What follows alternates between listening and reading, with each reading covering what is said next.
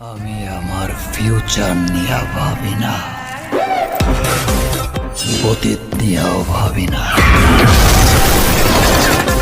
বরবাদ সিনেমার সাফল্যের পর আবারও একসঙ্গে ফিরছেন ঢালিউড সুপারস্টার শাকিব খান ও নির্মাতা মেহেদী হাসান হৃদয়। নতুন এই সিনেমা ঘিরে এরই মধ্যে দর্শকদের মধ্যে তৈরি হয়েছে ব্যাপক আগ্রহ। তবে সিনেমাটির নাম নিয়ে শুরু হয়েছে নানা আলোচনা।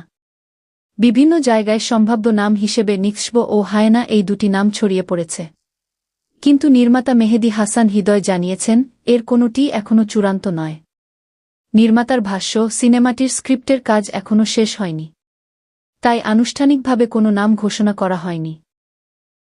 সবকিছু চূড়ান্ত হওয়ার পর খুব শিগগিরই সিনেমাটির নাম জানানো হবে। এদিকে নতুন সিনেমাটি বরবাদের সিকুয়েল নয়। এটি হবে সম্পূর্ণ নতুন গল্পের থ্রিলার অ্যাকশন সিনেমা। 2027 সালের কোনো এক ঈদে সিনেমাটি মুক্তির পরিকল্পনা রয়েছে। অর্থাৎ এখন পর্যন্ত নিক্সব কিংবা হায়না কোনোটিকেই চূড়ান্ত নাম বলা যাচ্ছে না। শাকিব হৃদয়ের নতুন সিনেমার আসল নাম জানতে দর্শকদের অপেক্ষা করতে হবে নির্মাতার আনুষ্ঠানিক ঘোষণার জন্য।